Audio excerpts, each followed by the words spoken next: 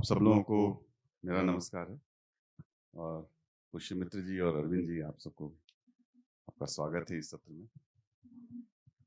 जैसा कि आज का शीर्षक बातचीत का हम लोग का है, चरखा से चौपाल तक, महात्मा गांधी के जो आदर्श और उन आदर्शों की जो अनुगूंज है चरखा से चौपाल तक का, खासतौर पे बिहार के कंटेक्स्ट में, बिहार की लोक परंपरा, यहाँ के हस्तशिल्प, यहाँ के शिल्प, इन सब के कंटेक्स्ट में या फिर इन जनरल भी देश के शिल्प के संदर्भ में, इस पर हम लोग आज बातचीत करेंगे। तो हम सभी लोग जब बिहार की बात करते हैं तो बिहार में तमाम चीज़ों के साथ साथ महात्मा गांधी की भी बात होती है, क्योंकि महात्मा गांधी के राजनीतिक जीवन की शुरुआत हिंदुस्तान में कहना चाहिए कि चंपारण से ही होती है, जहाँ वो आते हैं और वहाँ चंपारण में नीले किसानों के लिए जो आंदोलन वो करते हैं और जो यहाँ के किसानों का दुख दर्द वो दूर करते हैं, तिनकटिया सिस्टम को दूर करते हैं। और इसके बाद से गांधी जी, अब यहाँ के बारे में और हम लोग बातचीत में चीज़ें आएंगी, पर यहाँ के बाद जब गांधी जी जाते हैं तो गांधी जी के पास एक बड़ा ही अमोघ किस्म का अस्त्र या शस्त्र जो कहें, हालांकि ये गांधी जी के आदर्शों के अनुरूप नहीं है, लेकिन उनके हाथ में एक ऐसा टूल आता है, चरखा, जिसको कि हम कहते हैं, जिसके जरिए वो अचानक देश के जन जन तक पहुंच जाते हैं। इसलिए जो आज की बातचीत का शीर्षक है, चरखा से चौपाल। और चौपाल का मतलब ही है कि गांव का वह चबूतरा जो पूरे गांव का हृदय स्थली हुआ करता है, जहां गांव के लोग अपने तमाम सुख दुख, सामाजिक, राजनीतिक तमाम विषय विमर्श वो उन जगहों पे चौपाल पे ही करते हैं। यानी वहां तक गांधी कैसे पहुंचते हैं और उनका क्या रिश्ता हमारे इस देश की जो मूल इशू है, मूल मुद्दा है, जहां जहां से गांधी लोगों के दिलों में राज करने लगते हैं। तो अरविंद जी, सबसे पहले मैं आपसे ही जानना चाहूँगा कि गांधी और चरखा,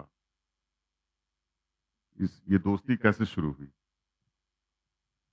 नहीं, गांधी और चरखा की दोस्ती तो थोड़ी देर से शुरू हुई। बिहार से उनकी दोस्ती पहले शुरू हो गई थी और चरखे की दोस्ती तक आते-आते पहले बिहार में कपड़ा स्वदेशी शुरू हो गया, फिर उसके बाद बुनाई शुरू हो गई। लेकिन जब किसी ने ये ताना कसा कि धागा तो हम देते हैं मिल से, जैसे वो कल बहन हमारी बोल रही थी, नॉर्थ ईस्ट वाली, कि हम बाज़ार से धागा ले आते हैं।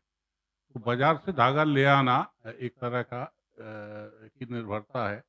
तो गांधी को ये बात लगी तो उन्होंने फिर ढूँढना शुरू किया। तो एक टूटा हुआ चरखा उनको मिला कहीं और उसको फिर जोड़ के और उससे काम शुरू हुआ।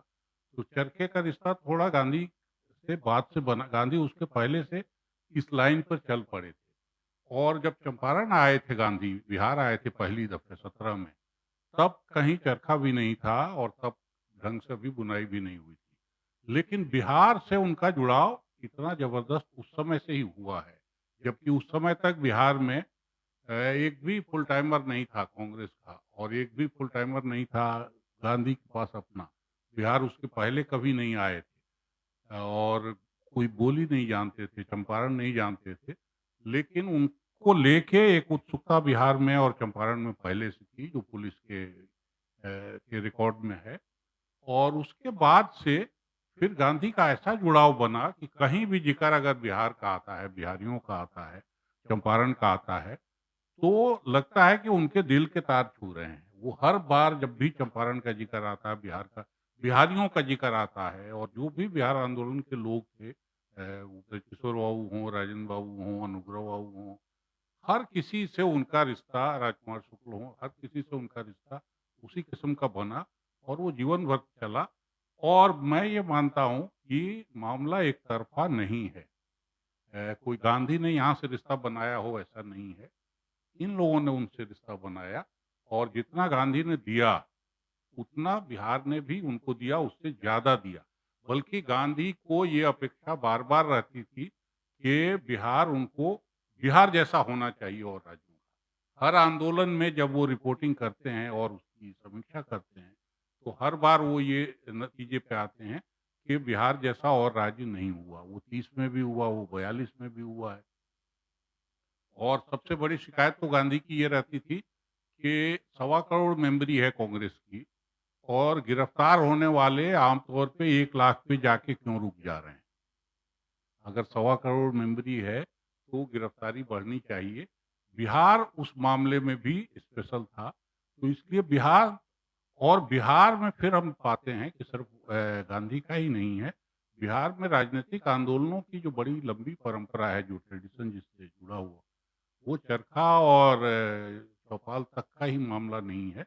आज तक अगर बिहार में राजनीतिक चेतना मुल्क में बहुत ऊपर मानी जाती है, तो वो बनाने में गांधी हैं और गांधी की चेतना बनाने में बिहारियों का योगदान है, क्योंकि उससे पहले गांधी ने कोई प्रयोग नहीं किया था। और रचनात्मक कामों का प्रयोग तो पहली दफ़े चंपारण से ही शुरू हुआ। राजनीतिक काम तो भले उन्होंने दक्षिण अफ्रीका में किया हो, लेकिन जो भी रचनात्मक काम है और बिहार ने उसको बढ़ा के दिया। गांधी जब 40 में आए थे वृंदावन, तो वो ये देख के बहुत खुश थे कि 18 ट्रेड में काम हो रहा है, सिर्फ चरखे का काम नहीं हो रहा है। ग्रामोद्योग के पूरे 18 ट्रेड का काम वहाँ हो रहा था, जो और कहीं नहीं था। तो बिहार ने उनको काफ़ी कुछ दिया और उन्होंने बिहार को काफ़ी कुछ दिया। उसमें भी गांधी की, हालाँकि वहाँ भी जब वृंदावन में भी वो बोलते हैं, तो उनकी ये शिकायत थी कि हर घर में चरखा क्यों नहीं चल रहा है। उस गाँव में, आस-पास के गाँव में तो हर जगह चल रहा था, लेकिन उनको ये शिकायत तब भी थी कि हर घर में चल। तो ये शिकायत अपनेपन की ही शिकायत है, कोई ऐसी शिकायत नहीं। तो गांधी का आंदोलन चंपारण में और बिहार में बहुत ज़बरदस्त रूप से सफल हुआ और उसमें ये रचनात्मक कामों का योगदान पर्याप्त बड़ा है। मधुबनी की खादी और हाँ, 1-2 सेंटर नहीं है ऐसी। और जो बदलाव खादी में आया है, जैसे अगर उत्तर प्रदेश ने, फर्रुखाबाद ने खास तौर से रंगीन खादी का प्रयोग बढ़ाया, कि छापा और रंग उसमें आए, तो बिहार ऐसा प्रदेश है जिसने सिल्क और बारीक खादी का, क्योंकि उसके पहले जो भी खादी ये बनाते थे ये लोग, वो बहुत मोटा होता था और 2 पार्ट जोड़ के धोती और साड़ी बनती थी और उसको धोना और सुखाना एक काम था बहुत भारी। वो 5-6 किलो हो जाता था पानी से। तो औरतों को अगर धोना होता था तो बहुत मुश्किल था। तो बारीक खादी का काम मधुबनी ने सिखाया, सिल्क हमारे भागलपुर ने सिखाया। तो इसमें भी कंट्रीब्यूशन बिहार का है और गांधी अगर उसको मानते हैं और बिहारी गांधी को मानते हैं, तो मुझे लगता है ये दो तरफ़ा रिश्ता था, जो बहुत लंबा चला और आज तक उसका इन्फ्लुएंस हमारे ऊपर है, हमारे राजनीतिक सोच पे है, हमारे राजनीतिक काम-काज पे है। कोई आंदोलन बिहार में वायलेंट नहीं हुआ है बड़ा। इवन मिथिलांचल का आंदोलन या झारखंड का आंदोलन कभी हिंसक नहीं हुआ। आंदोलन आंदोलन की तरह चले हैं।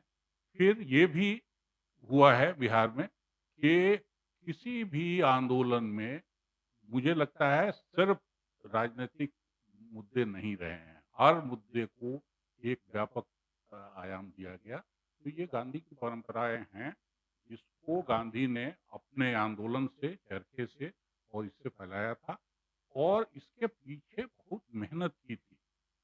चंपारण में गांधी 10 महीना रहे और पूरे गांधी के कैरियर के उनके आश्रमों को छोड़ दीजिए, तो 10 महीना किसी जगह मुल्क में गांधी 10 महीना नहीं रहे और बाज़ाब्ता यहाँ रह के उन्होंने काम किया, क्योंकि उनको लगा कि ये काम आते-जाते नहीं होने वाला।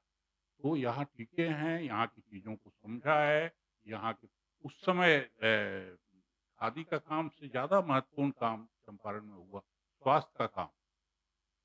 क्योंकि वहाँ घेंगा बहुत कॉमन था, चर्म रोग बहुत कॉमन था, पेट की बीमारियाँ बहुत कॉमन थी और मच्छर के चलते मलेरिया बहुत कॉमन। तो गांधी के आंदोलन में ये पूरा दौर चला है कि कुआँ, तालाब सफाई करके जिस किसी को चर्म रोग हो उसको लाल दवाई लगाओ, जिसका जीभ देखो अगर वो सफ़ेद दिख रहा हो, उसको अंडी का तेल पिलाओ, उसका पेट साफ होगा और जिस किसी को बुखार आ रहा हो उसको कुनैन खिलाओ। तो गांधीवादी कार्यकर्ताओं से लोग पहले भागते थे कि ये पकड़ के कुनैन खिला देंगे या अंडी का तेल पिला देंगे। लेकिन फिर गांधी का ये भी हुआ कि यही चीज़ें सारे देश के स्तर पर फैली और इसका प्रयोग सब जगह गया। तो इसलिए गांधी का बिहार प्रेम, चंपारण प्रेम बहुत बड़ा है, लेकिन चंपारण और बिहार का गांधी प्रेम भी बड़ा है। और कोई शिकायत गांधी को कभी अगर हुई, जैसे विभाजन के समय दंगे हुए थे बिहार में, तो गांधी को ये शिकायत रही कि क्यों दंगे हुए। लेकिन उसी तेजी से बिहार में शांति भी आई।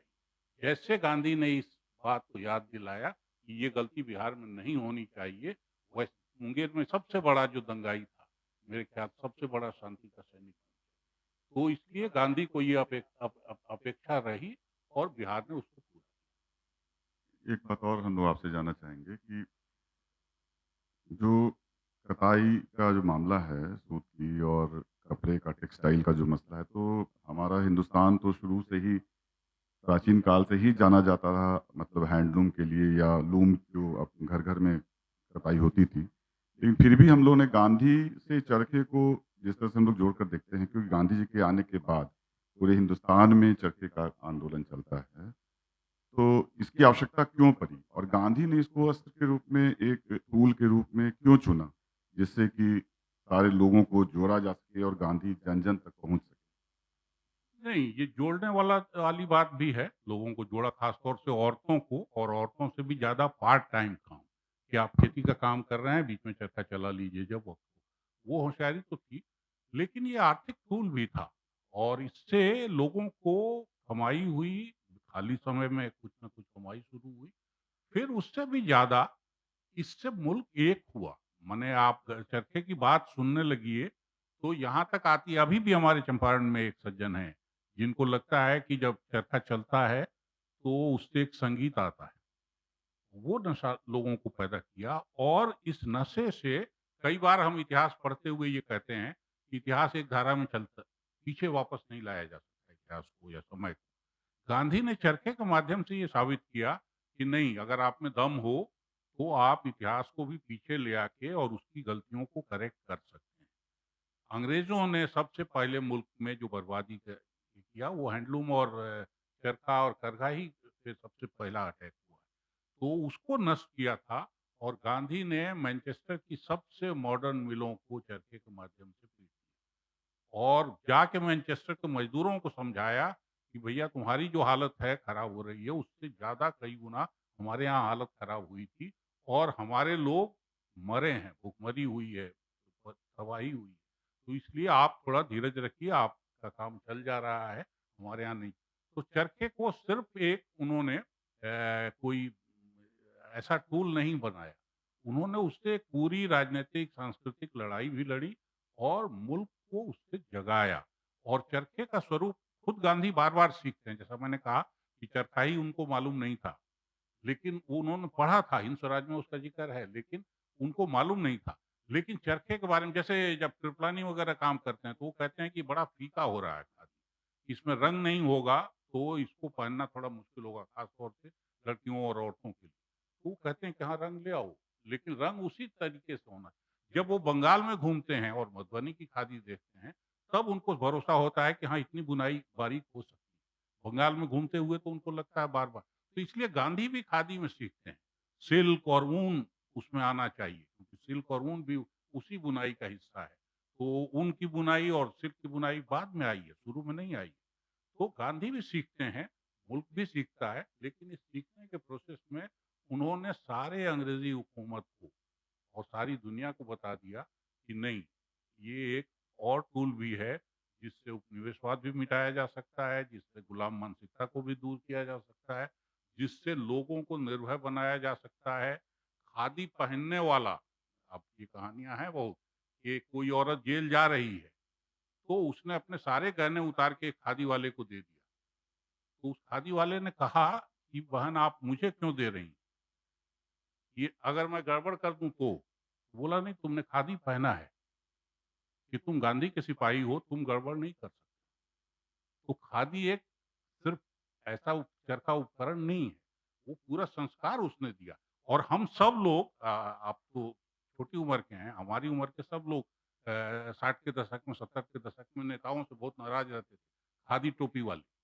वो नाराज़गी भी उसी से जुड़ी हुई है कि खादी टोपी पहन के कोई बेईमानी कैसे करेगा? कोई चोरी कैसे करेगा? खादी टोपी तो इसके लिए बनी ही नहीं है। खादी का कपड़ा पहन के अगर कोई चोरी कर रहा है, तो वो 100 गुना और गुनाह कर रहा है। जो सामान्य गुनाह कर रहा है, उससे कई गुना तो इतनी पवित्र चीज़ और इतनी बड़ी चीज़ गांधी ने चरखे से पैदा कर दी। ये बहुत ख़ास है, ये स्पेशल है दुनिया के इतिहास में। और आपको इतिहास में ये भी नहीं जाता कि 200 साल पहले इतिहास को वापस ले आइए और फिर आप जो एक गलती हुई थी, उस गलती को करेक्ट करिए।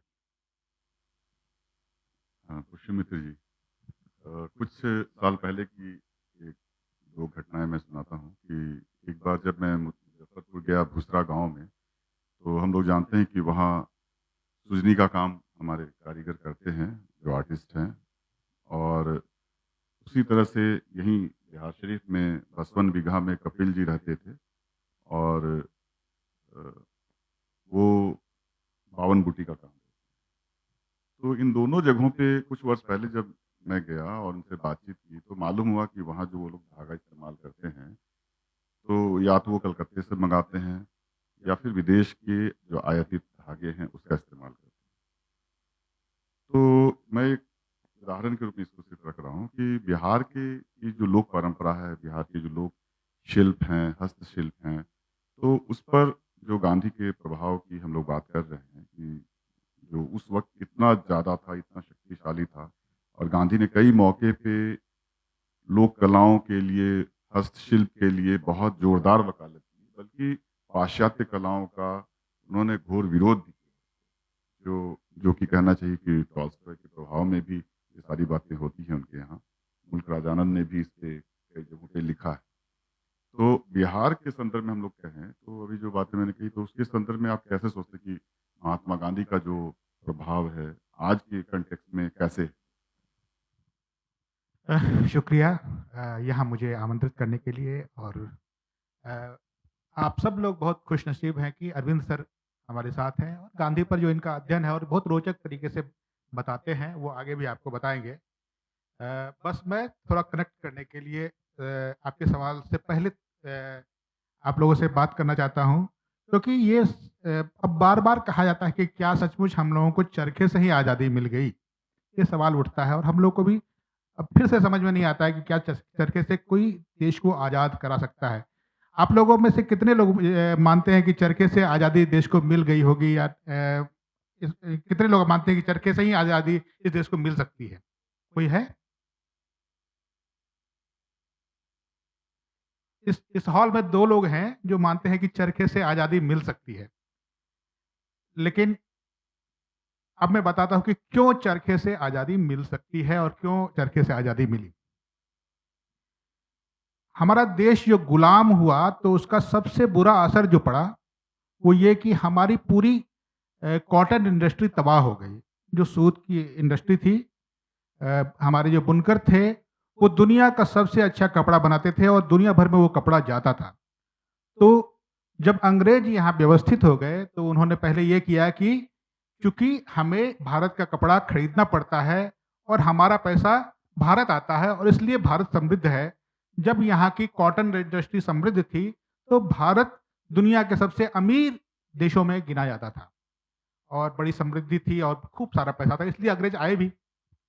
तो उन्होंने सबसे पहले यहाँ के कॉटन इंडस्ट्री को तबाह किया, यहाँ के बुनकरों को तबाह किया और फिर अपने यहाँ एक मैनचेस्टर जैसा शहर, जिसके बारे में अरविंद सर ने कहा, विकसित किया। जो शहर जहाँ मिल बिठाए गए और भारत से कपास जाता था, वहाँ कपड़ा बन के यहाँ आता था। तो अब जो कमाई का सिलसिला भारत से यूरोप की तरफ जाता था, वो उल्टा हो गया।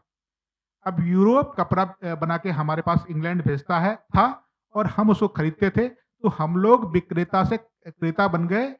हम लोग जो निर्यात करते थे, आयातक बन गए। तो पहले उनका पैसा हमारे पास आता था, अब हमारा पैसा उनके पास जाने लगा। तो जो हमारा व्यापार चौपट हुआ, वो हमारी गुलामी की सबसे बड़ी वजह बनी। उसको खत्म करने के लिए ऐसा नहीं है कि गांधी जी ने ही इसकी शुरुआत की। गांधी जी से पहले भी स्वदेशी आंदोलन खूब हुए और विदेशी कपड़ों की होली जलाकर स्वदेशी कपड़ा तैयार किया जाने लगा। तो उसी के बीच में जब स्वदेशी कपड़ा तैयार होने लगा, तो अरविंद सर ने कहा कि एक सवाल ये भी उठा कि वो जो सूत है वो तो आप विदेश से ही मंगाते हैं, क्योंकि हमारे पास सूत बनाने का कारखाना नहीं है। तो इस सूत भी हम अपना खुद बनाए, इसलिए उन्होंने चरखा शुरू किया। और आप भरोसा रखिए और मानिए कि इस चरखे की वजह से मैनचेस्टर शहर इंग्लैंड का तबाह हो गया और वहाँ के कारखानों में ताले लग गए। इसी चरखे की वजह से। और जब गांधी जी गोलमेज सम्मेलन में भाग लेने लंदन पहुंचे, तो वो मैनचेस्टर कारखाने के मजदूरों से मिलना चाहते थे जो बेरोजगार हो गए थे। तो ब्रिटिश सरकार उनको वहां जाने नहीं देना चाहती थी। उनको लगता था कि ये जो मजदूर हैं जो इनकी वजह से बेरोजगार हो गए हैं, कहीं गांधी पर हमला ना कर दें। लेकिन गांधी ने कहा हम जाएंगे। वो वहां गए और बड़े प्यार से लोगों से मिले, और जैसे अरविंद सर ने बताया कि उन्होंने कहा कि हम जानते हैं कि हमारी वजह से आप बेरोजगार हुए हैं, लेकिन हमारा दुख आपके दुख से ज़्यादा बड़ा है।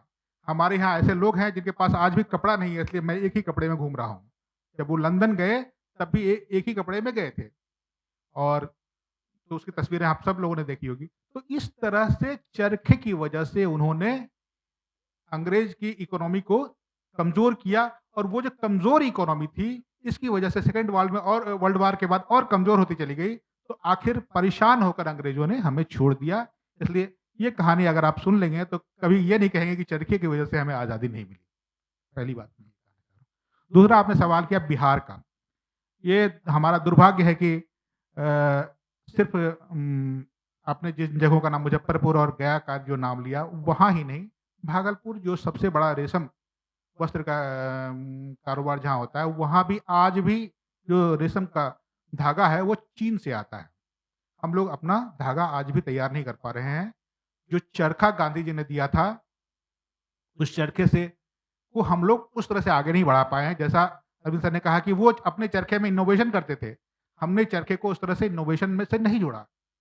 ज़रूर कर्नाटक के और बेंगलोर के कुछ लोगों ने मिलके एक लोहे वाला चरखा तैयार किया, जिसमें ज़्यादा मजबूत धागा बनता है। दरअसल है क्या कि जो धागा चरखे से बनता है वो कमज़ोर होता है, और अब जो कपड़ा वहाँ बन रहा है अलग-अलग जगहों पर, वो पावर लूम पर बनता है। पावर लूम बिजली से चलता है, और बिजली से जो मिल चलती है, उसमें धागे टूट जाते हैं क्योंकि चरखे का धागा कमज़ोर होता है। तो हमें वो मजबूत यार्न चाहिए, वो मजबूत यार्न हम लोग अभी नहीं बना पा रहे हैं, इसलिए वो चीन से आता है। तो जिस उस वक़्त जो गांधी जी ने सोचा था, उसको हम आगे नहीं बढ़ा पाए, इसलिए आज भी हम लोग धागे के लिए विदेशों पर निर्भर हैं। जी। बहुत शुक्रिया। अरविंद सर, आपसे हम लोग जानना चाहेंगे कि गांधी जी ने चरखा को आगे बढ़ाने के लिए और पूरे देश भर में इसका प्रचार-प्रसार करने के लिए चरखा संघ भी बनाया। तो उसके बारे में कुछ सुनाइए आप। नहीं, 3 चीज़ें गांधी के प्रोग्राम में बड़ी रहीं पूरे समय जब बहुत उनका लीडरशिप बन गई तो। एक अछूतोद्धार, उससे उनको लगा कि हिंदुस्तान इससे हि हिंदू समाज और हिंदुस्तान इससे जब तक मुक्त नहीं होगा, तब तक बाकी कोई बात का कोई मतलब नहीं है। दूसरी चीज़ हिंदू मुसलमान एकता, क्योंकि उनको शुरू से ये लग गया कि अभी इसमें खतरे का पॉइंट है, और हम सब देखते हैं कि फाइनल उसी पे आया कि वो खतरा आ ही गया जिसके लिए वो पहले दिन से कोशिश कर रहे हैं, पहले आंदोलन से। तो वो खतरा, वो बल्कि चंपारण में भी, पूरे चंपारण आंदोलन में गांधी कहीं बाहर नहीं निकले। उनको मुजफ्फरपुर से भी, छपरा से भी बुलावा आया, और अच्छे ढंग से लोग बुलाते थे। और नील की खेती सब जगह होती थी बिहार में, तब कोई चंपारण बहुत स्पेशल नहीं था, लेकिन वो कहीं गए नहीं। सिर्फ एक दफ़े निकले बाहर, वो भी जब हिंदू मुसलमान का इशू आया तो मुजफ्फरपुर निकल के आए थे, अदरवाइज़ गए नहीं। तो तब से वो लगे हुए हैं। इसके बावजूद विभाजन हो गया उनके सामने। लेकिन खादी के काम में उनकी दीवानगी एक दौर में ऐसी बढ़ी है कि वो इंडोनेशिया, लंका, सब, और जहाँ कहीं भी गए, वहाँ खादी का वादा करा के ही गए कि इतने की खादी खरीदोगे, इतना करोगे, तभी आएँगे। अपने सबसे जो प्रिय लोग थे, उनको खादी में लगाए हुए थे। और बहुत सारे, मैंने इधर कुछ आश्रमों पे काम किया है, तो मुझे लगा कि जो बड़े प्रतिभाशाली लोग थे, उनको गांधी ने खादी में लगा दिया। और उनको, इसलिए हम उनको नहीं जानते, क्योंकि आज हम खादी भी छोड़ चुके हैं, तो उनके कंट्रीब्यूशन को हम नहीं जानते। अपने बेटों से ज़्यादा जिनको मानते थे, जैसे प्रभुदास गांधी, उनके दूर के रिश्तेदार थे। उनको राजा जी ने कहा कि अंग्रेजी सीख लोगे तो बड़े हो जाओगे। और उनको भी लगता था कि अंग्रेजी सीख लेंगे तो गांधी से गए पूछने, तो गांधी ने कहा कि नहीं, तुमको अंग्रेजी सीखना है या खादी का काम करना है, ये तय कर लो, और मेरे हिसाब से खादी का काम तुमको करना चाहिए। तो प्रभुदास ने उसी दिन छोड़ दिया अंग्रेजी सीखने का जिद, और चरखे बनाए, एक से एक बढ़िया खूबसूरत, हल्का चरखा, बारीक चरखा, कई पूनी वाला चरखा, ये काम चलता रहा। और उस समय की पत्रिकाएं गांधी की अगर आप देखेंगे, तो गांधी की पत्रिकाओं में एक एक शब्द, एक एक लाइन की कीमत लगती है आपको। ये बड़ी मुश्किल से ये चीजें आई हैं, इतने छोटे में बात। लेकिन चरखे का कंपटीशन, सूत का कंपटीशन, उसमें इतनी जगह लेता है कि आपको खुद हैरानी होगी कि जो आदमी इतनी कंजूसी बाकी मटेरियल में दे रहा है, वो चरखे पे इतनी उदारता क्यों बरते। मैं औरतों पे काम कर रहा हूँ आजकल, गांधी से जुड़ी औरतों पे, और औरत लीडरशिप किस तरह से उन्होंने पैदा किया। क्योंकि मुझे बड़ी हैरानी हुई कि चंपारण जब वो आए, तो औरतों में जाने के लिए उनके पास कोई था ही नहीं। वो कस्तूरबा को बुलाना पड़ा, तब वो गए। एक भी उनके पास कार्यकर्ता नहीं। और तब तक चंपारण में और राजेंद्र बाबू ने अच्छी कहानियाँ लिखी हैं कि जब हम धरने पे औरतों को बैठाते थे, तो उनको अपने पति का नाम लेने की मनाही, ससुर का नाम लेने की मनाही, जेठ का नाम लेने की मनाही, अपना मोहल्ला मालूम नहीं क्योंकि उससे बाहर कहीं नहीं गई। तो अगर कार्यकर्ता उनको उस स्तर तक नहीं पहुँचाए और वहाँ से घर न ले आए, तो कई बार शाम को वो वहीं खड़ी रहती थी। क्योंकि दुकानदार अपनी दुकान बंद करके चले जाते, तो उनको लगता था कि अब ये लोग आ गए, अब हमारा माल बिकेगा नहीं। तो ऐसी औरतों वाले बिहार में 5 साल में गांधी ने बदलाव, गया अधिवेशन हुआ, तो औरतों ने जो विभाजन था औरत और मर्द का, ऐसे उस पर्दे को गिरा दिया, कहा कि अब इसकी जरूरत नहीं है। और 30 का मतलब हुआ 12-13 साल बाद चंपारण से। और 12-13 साल बाद गांधी की मनाही थी कि प्रेग्नेंट औरतें नहीं जाएंगी, लड़कोरी औरतें जेल नहीं जाएंगी, बूढ़ी और बीमार औरतें जेल नहीं जाएंगी। और अंग्रेज सिपाही गिरफ्तार करने में औरतों को डरते थे कि इनको रखने की का झमेला होगा। इसके बावजूद 20,000 औरतें जेल गई। दुनिया के किसी क्रांति, किसी आंदोलन में आज के तारीख तक 20,000 औरत एक साथ जेल नहीं गई। तो गांधी ने ये जो जादू किया, इसका कोई प्रूफ मुझे नहीं मिल रहा है उनकी पत्रिकाओं में, उनके लेखन में, क्योंकि उनके लिए ये चीज कम महत्व की थी। उनके लिए खादी, छुआछूत और हिंदू मुसलमान एकता, यही है। गांधी कला प्रेमी हैं, ये मैं कोरोना में पढ़ रहा था जब चीजें उनकी, तो मुझे काफी चीजें निकली। हमारे एक सीनियर ने कहा कि तुम इनको जमा करते चलो। 200 पेज की किताब बन गई। वो पहली किताब है गांधी और आर्ट। लेकिन गांधी ने अपने इस पक्ष को कभी ऊपर नहीं होने दिया, क्योंकि उनके सिर पे यही जुनून थे, और उसमें खादी एक प्रमुख था। और एक चीज मैं कहूँ, शायद आपको ज्यादा अच्छी तरह वो बात समझ में आए, कि आज के तारीख में हम सब लोग बड़ा गर्व करते हैं कि हम 3 ट्रिलियन की इकोनॉमी हो गए हैं। 3 ट्रिलियन की इकोनॉमी से हम दुनिया में जाने कितने नंबर पर, 3 नंबर पे आ गए, 4 नंबर पे आ गए। रोज ये कहानी चलती है। और प्रधानमंत्री ये लक्ष्य रखे हुए हैं कि 5 ट्रिलियन की इकोनॉमी हम अपनी बनाएंगे। उत्तर प्रदेश के चीफ मिनिस्टर कहते हैं कि 1 ट्रिलियन की इकोनॉमी हम बनाएंगे। ये इनके सपने हैं, और इन सपनों पे वो काम कर रहे हैं रोज ही।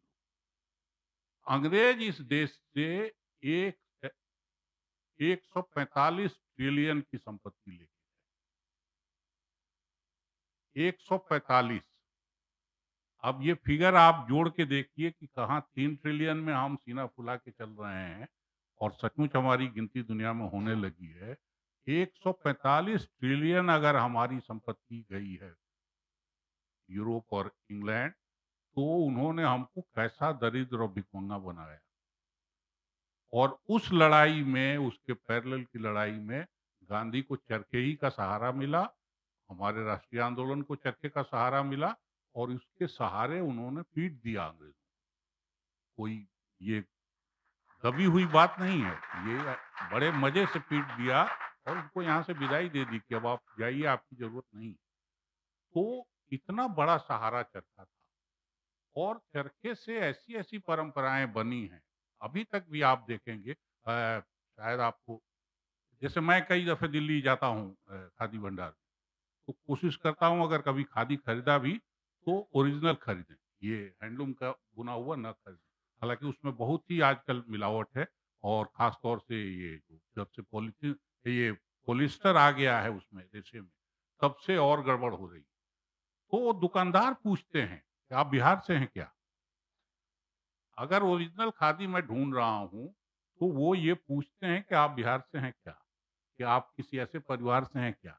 क्योंकि उनको लगता है कि खादी का ये ट्रेडिशन, ये बिहार का हिस्सा बनाना, ये उस आंदोलन की एक खूबी है और बिहारियों की एक खूबी थी कि वो उसी खादी को पहने।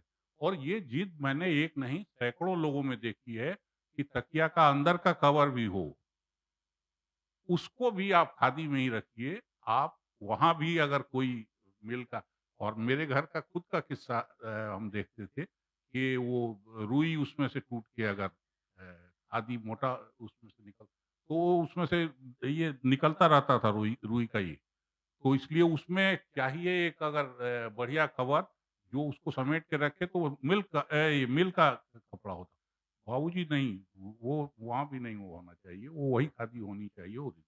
तो ये आग्रह अगर था और इस तरह संस्कार में घुस गए, कई चीज़ें ट्रेडिशन पे बात हो रही थी तो मुझे याद आ रहा था, मुझे अपने घर की ज़्यादातर शादियों के मामले में मालूम है कि हमारे यहाँ गोत्र और कुल देखने के अलावा ये पूछा जाता था कि वो कांग्रेसी परिवार है या नहीं है और कितनी दफ़े जेल गया है, कि इनके यहाँ कोई जेल गया है कि नहीं गया है, और अगर ऐसा रिकॉर्ड नहीं है तो शादी नहीं होती। जैसे ग्रह मिलाए जाते हैं, और ये भी कि अगर ऐसा परिवार है तो थोड़ा ऊपर-नीचे इकोनॉमिक हैसियत में और जाति की हैसियत में है, तब भी कोई मतलब नहीं है। मेरी एक चाची सबसे छोटी, सबसे बड़े जो हमारे इलाके के ज़मींदार और बड़े प्रजापति में से उनकी बेटी थी, और मेरे घर में उनकी शादी सिर्फ़ इसलिए हुई कि मेरा परिवार 17 से गांधी के साथ था।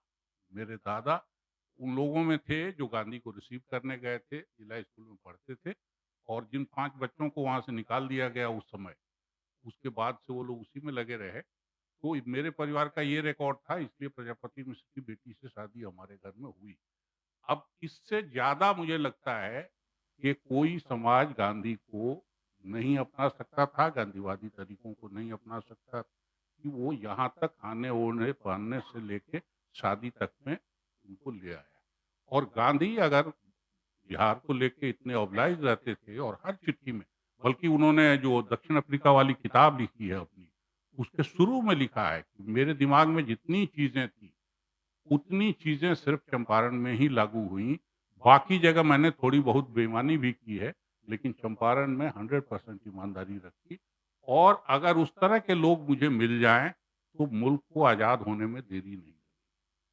तो चंपारण के लोगों ने उनको बहुत कुछ दिया, गांधी ने भी उनको काफ़ी कुछ दिया, और ये दोनों मेल होने ही से आज हम आज़ादी की, और हमारी आज़ादी सिर्फ़ हमारी आज़ादी नहीं रही, सारी दुनिया से उपनिवेशवाद की विदाई हुई। 1857 में बहुत बड़े पैमाने पे हिंसक ढंग से हमने कोशिश की थी अंग्रेज़ों को निकालने की।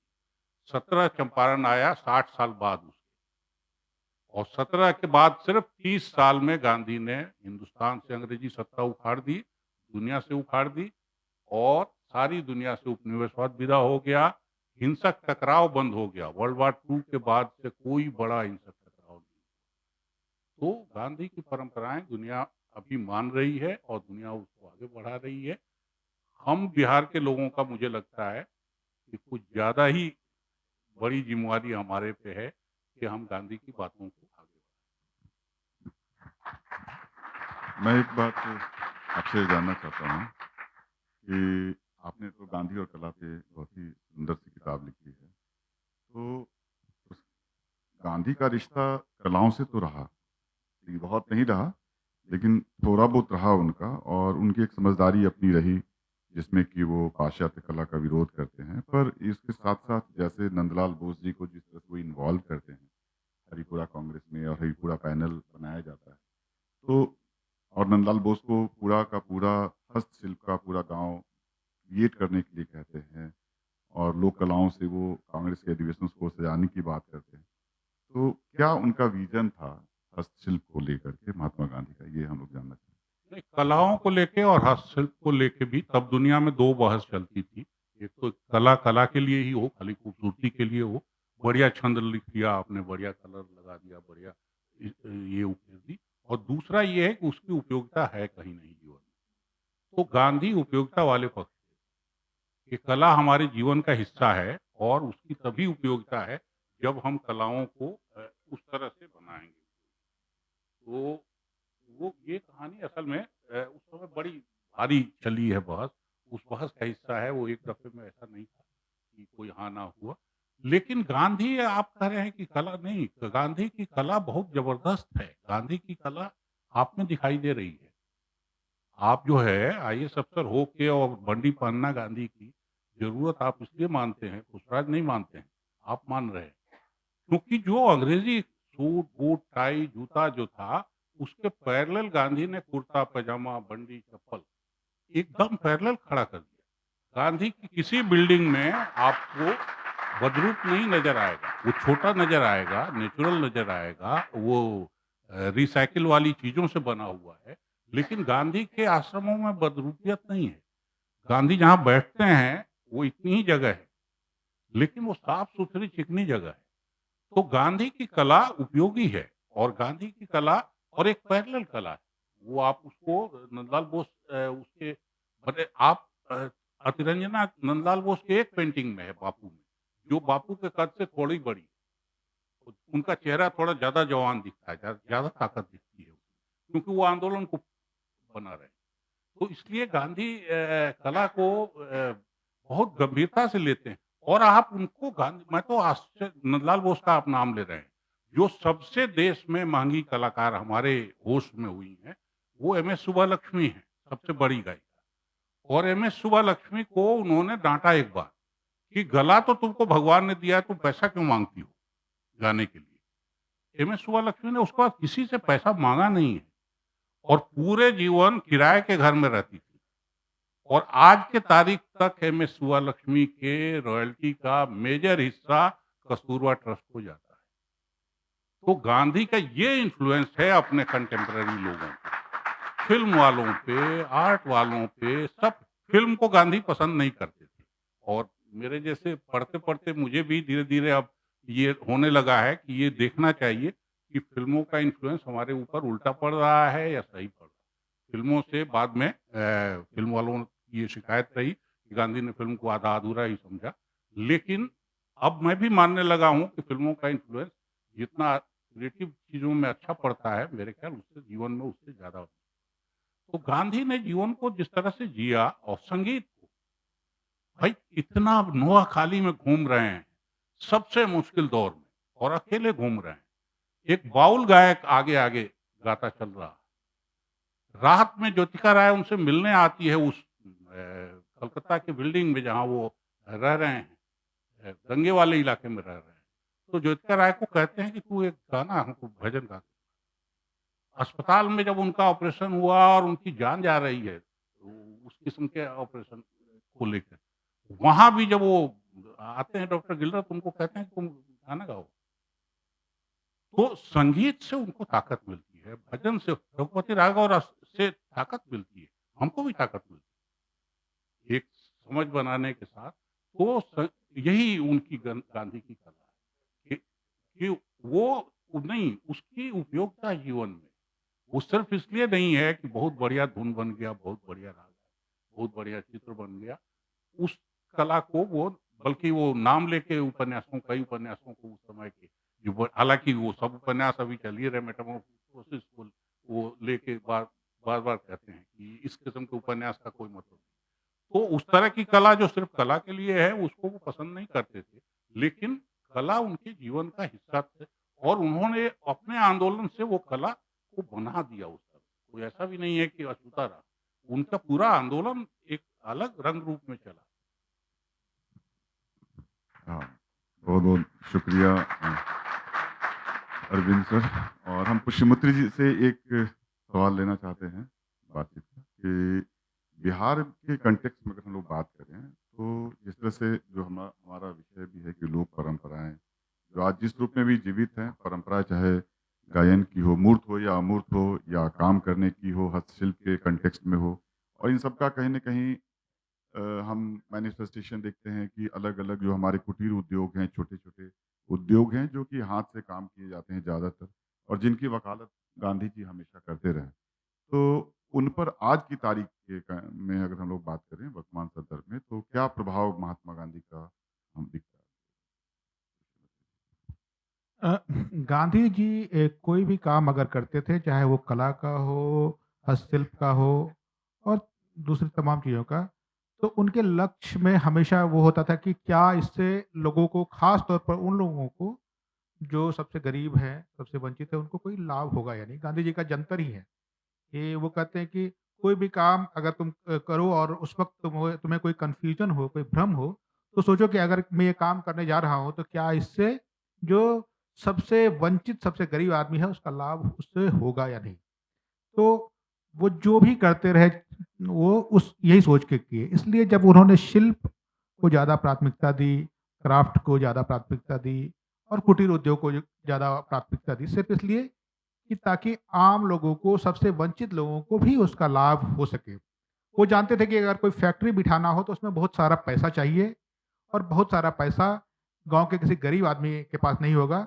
तो अगर कहीं कोई फैक्ट्री, बड़ी फैक्ट्री या मिल लगेगी, तो गाँव का जो गरीब आदमी है वहाँ वो नौकर बन के, कर्मचारी बन के ही जाएगा।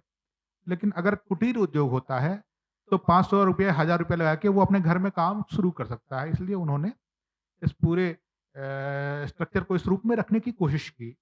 वो चाहे खादी का काम हो, चाहे उससे जुड़ा हुआ और भी क्राफ्ट्स का काम हो। इसलिए उन्होंने खादी के ज़रिए जो बढ़ावा भी दिया, तो उस तरीके से दिया कि आप अपने घर में सूत काट सकते हैं, अपने घर में उसकी बिनाई कर सकते हैं और फिर कपड़ा तैयार कर सकते हैं। आप अपना कपड़ा खुद तैयार कर सकते हैं, आपको खरीदने की ज़रूरत नहीं है। उस चीज़ में सबसे बड़ी चीज़ जो थी, वो थी स्वावलंबन। उन्होंने स्वावलंबन को बढ़ावा दिया और गांधी के पूरी जीवन की सबसे बड़ी चीज़ है ही कि वो सबसे कमज़ोर, सबसे गरीब आदमी को ये ताकत देते हैं कि वो अकेले सारा काम कर सकता है। आप देखिए ना कि गांधी अहिंसा का सहारा क्यों लेते हैं? आज फिर मैं अगर ये सवाल पूछूं, तो यहाँ बहुत कम लोग बताएंगे कि अहिंसा की वजह से इस देश को आज़ादी मिली। लेकिन वो अहिंसा का सहारा क्यों लेते हैं? क्योंकि अहिंसा वो चीज़ है जिससे देश का सबसे कमज़ोर आदमी भी एक लड़ाई लड़ सकता है। आप किसी सरकार के खिलाफ सत्याग्रह अगर करते हैं, तो आप कर सकते हैं। अगर आपके पास ताकत नहीं हो, आपके पास हथियार नहीं हो, तब भी वो आप लड़ाई लड़ सकते हैं। लेकिन अगर आप हथियार के ज़रिए और दूसरे तरीके से कोई लड़ाई लड़ना चाहते हैं, तो आपको संगठित होना होगा, हथियार लाना होगा, बड़े हथियार लाने होंगे। तो सत्याग्रह एक अकेले आदमी की लड़ाई से भी बदलाव लाए जा सकते हैं, तो वो उन्होंने इस तरह से चुना अहिंसा को। तो उनकी पूरी फ़िलॉसफ़ी भी यही है कि जो चीज़ सबसे कमज़ोर, सबसे वंचित आदमी कर सकता है, वही करना चाहिए। इसलिए उन्होंने कुटीर उद्योगों को बढ़ावा दिया। बिहार में जगह-जगह उसके नमूने दिखते ही हैं। आश्रम बने, जैसे दरभंगा में मगन आश्रम बना। मगनलाल जो उनके भतीजे थे, उनकी वजह से आश्रम, उनके नाम पर आश्रम बना, तो वहाँ हुआ। तो एक दरभंगा मधुबनी का बड़ा सेंटर बना। हालाँकि पहले भी वहाँ होता था, लेकिन उसको बढ़ावा मिला। फिर गया में खूब सारा काम होता है वस्त्र निर्माण का। भागलपुर में तो खैर पहले से रहा है। चंपारण के इलाके में बहुत सारा काम होता है, सिवान में काम होता रहा है। तो अलग-अलग इलाके में बिहार में खादी का जो काम हुआ, वो गांधी जी के प्रेरणा से ही हुआ। और गांधी जी को सबसे बड़ी बात है कि अरुण सर ने कहा भी कि गांधी जी को प्रेरणा भी बिहार से ही इसकी मिली। और बहुत दिलचस्प है, जो मैं आप लोगों से शेयर करना चाहता हूँ कि गांधी जी चंपारण आना नहीं चाहते थे और उनके पीछे पड़ गए थे राजकुमार शुक्ल, जो चंपारण के थे, कि आपको आना ही पड़ेगा। क्योंकि राजकुमार शुक्ल को ये समझदारी हो गई थी कि गांधी ही आएँगे तो यहाँ से तीनकठिया प्रथा खत्म होगी। पहले वो लखनऊ में मिले, उनसे कहा कि आपको आना पड़ेगा, तो गांधी जी ने वादा कर दिया कि हाँ ठीक है, मैं आऊँगा। लेकिन फिर वो उनके बात दिमाग से शायद बात उतर गई, तो कलकत्ता गए उनके पास और कलकत्ता से पकड़ के ले आए। तो गांधी जी ने कहा मैं 3 दिन के लिए जा रहा हूँ। वो 3 दिन के लिए आए थे और 10 महीने रहे। और 10 महीने सिर्फ इसलिए रहे क्योंकि उनको समझ में आया कि यहीं से देश की आज़ादी की चीज़ें शुरू हो सकती है। और कहा जाता है कि भारत में पहली बार किसी गाँव में गांधी अगर रहे, तो चंपारण के इलाके के गाँव में रहे। और पहली बार देश की आम जनता, जो किसान थी, मज़दूर थी और दूसरे लोग थे, वो आज़ादी के आंदोलन में आए। आप इस चीज़ को ऐसे नहीं समझ सकते हैं। आप ऐसे समझिए कि चंपारण से पहले जो पूरा आज़ादी का आंदोलन था, वो पढ़े-लिखे लोगों का आंदोलन था। वो साल में एक बार इसी तरह से 25-26 जनवरी को 25-26 दिसंबर को कांग्रेस का अधिवेशन होता था, उसमें बैठते थे और तय करते थे कि क्या करना है। फिर जो लोग इसमें थे, काउंसिल्स में थे, जो आजकल लोकसभा और राज्यसभा कही जाती है, तो काउंसिल्स में जो थे वो सवाल उठाते थे और शहरी किस्म के कुछ आंदोलन होते थे। तो पहली बार आम लोग, गांव का लोग जो आंदोलन में आया वो चंपारण की वजह से आया। और गांव के लोग जब आंदोलन में आए, तो फिर उन्होंने तय किया कि गांव के लोगों को सिर्फ आंदोलन में नहीं लाना है, उनको आत्मनिर्भर भी बनाना है और उनको साधन संपन्न भी बनाना है। इसलिए उनके साथ साथ उनके आर्थिक और सामाजिक कार्यक्रम भी चलते रहे। बिहार कई बार वो आए और सबसे दुखी स्थिति में बिहार में वो 1947 में आए मार्च में, और लगभग 3 सवा 3 महीने वो पटना में रहे। और जो गांधी मैदान पटना का है, उसी वक्त उसका नाम पड़ा, पहले वायसराय लॉन के नाम से जाना जाता था। तो वो जो अभी एन सिन्हा इंस्टीट्यूट है, उसके कैंपस में एक कमरे में वो रहते थे और वहाँ रोज गांधी मैदान में उनका भाषण होता था और लाखों लोग जुड़ते थे। वो बड़ा दिलचस्प है। दरअसल गांधी बिहार में आखिरी बार जो आए तो बहुत उदास होके आए, क्योंकि नोआखली के दंगे के विरोध में बिहार में बहुत भीषण दंगा हुआ था और उस दंगे की वजह से परेशान होके वो आए थे और उन्होंने तय किया था कि बिहार में दंगे क्यों हो रहे हैं। बहुत उदास होकर उन्होंने चिट्ठी लिखी थी कि बिहार ने मेरा नाम मिट्टी में डुबा दिया, मैं बिहार, ये मेरा अपना बिहार था, वो कैसे ऐसा कर सकता है। तो 3 महीने वो वहाँ रहे, लेकिन उस 3 महीने में चमत्कार भी बहुत हुए। मसौढ़ी में जब वो गए और उन्होंने अपील की, तो लगभग 50 दंगाइयों ने आकर उनके सामने आत्मसमर्पण कर दिया और कहा कि हाँ, हमने दंगे में भाग लिया है, हमें जेल भेज दिया जाए। और इस तरह से बहुत सारा काम बिहार में रह के उन्होंने किया। और लेकिन गांधी के जीवन का ये मौका मिला है आप सब लोग युवा लोगों से बात करने का। तो गांधी के जीवन को अगर आप जानना चाहते हैं तो उनके आखिरी वर्ष को पढ़िए। 1947 में उन्होंने क्या क्या किए, नोआखली से लेके फिर बिहार आए, बिहार से दिल्ली गए, कलकत्ता गए। और कलकत्ता तो उनका चरणोत्कर्ष था, क्योंकि कलकत्ता में जो उन्होंने काम किया उसके बारे में जो आखिरी वायसराय थे माउंटबेटन, उन्होंने लिखा था कि जब बिहार देश बट रहा था तो हमारे पास 2 मोर्चे थे, एक पंजाब का मोर्चा, एक बंगाल का मोर्चा, क्योंकि विभाजन पंजाब और बंगाल दोनों में हुआ था।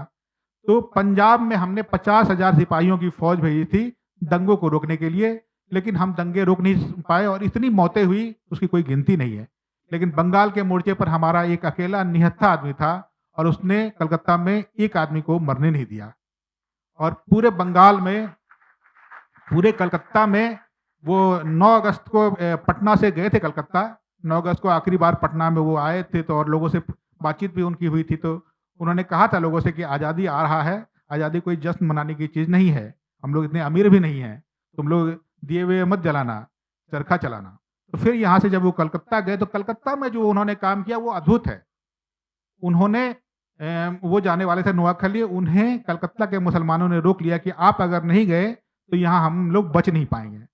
तो उसको उन्हें रोकने वाले में सबसे जो प्रमुख नाम था वो था शहीद सुहरावर्दी का। शहीद सुहरावर्दी एक ज़माने में कुछ ही साल पहले बंगाल के मुख्यमंत्री हुआ करते थे और डायरेक्ट एक्शन जो मुस्लिम लीग का हुआ था तो उसमें जो सबसे बड़ा दंगा हुआ था वो कलकत्ता में हुआ था। और कलकत्ता में जो दंगा हुआ था उसके पीछे शहीद सुहरावर्दी का ही हाथ बताया जाता था कि उनकी वजह से ही भीषण मारकाट हुई थी और हजारों लोग मारे गए थे और उनको कहा जाता था कलकत्ता का बुशर, यानी कलकत्ता जनसंहार का हत्यारा।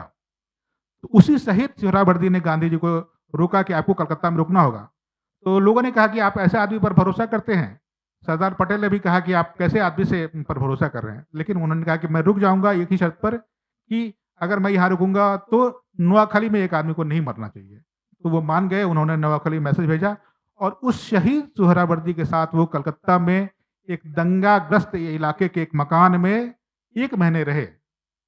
उनकी कल्पना थी कि मैं एक हिंदू और एक मुस्लिम मिलकर पूरे देश के दंगे को रोक सकते हैं। उसके साथ 1 महीने रहे और उसके बाद पूरे कलकत्ते में दंगा रुक गया, पूरे बंगाल में दंगा रुक गया और रोज गांधी जाते थे और रोज उनको सुनने के लिए लाखों लोग आते थे। कभी 5 लाख, कभी 7 लाख लोग तक आए और उन्होंने सिर्फ प्रेम से उस पूरे मोर्चे पर दंगा नहीं होने दिया और इसलिए उसे कलकत्ता का चमत्कार कहा जाता है। तो अंतिम आदमी, एक असहाय, एक कमजोर, मतलब सबसे कमजोर आदमी, निहत्था आदमी कैसे सारी चीजों को बदल सकता है, इसको उन्होंने खुद भी एग्जाम्पल के रूप में पेश किया, अपने आप को उदाहरण के रूप में दिखाया कि हम जग अगर गांधी अकेले कर सकता है तो तुम भी कर सकते हो। तो उन्होंने इस देश को यही ताकत दी। जी। बहुत बहुत धन्यवाद कृषि मित्र जी, आपने बहुत अच्छे तरीके से, क्योंकि गांधी, उनका जीवन, उनका विचार, उनका शिल्प के प्रति राय, उनका प्रभाव, चरखा चौपाल, जो भी हम लोग आज बातचीत करने के लिए इकट्ठा हुए हैं, वो अंततः इन तमाम चीज़ों पे ही आकर रुकती है कि गांधी अंतिम जन तक की जीवन को बेहतर बनाने के लिए ही हर कोशिश करते रहे। अगर हम लोग कोई प्रश्न हो तो एक दो प्रश्न नहीं, हम लोग अब ले लेंगे। दरअसल एक ही ले लेते हैं। एक लेते हैं। जी। परिचय, मेरा नाम कुमार राजेश, मैं यहीं नालंदा से हूँ।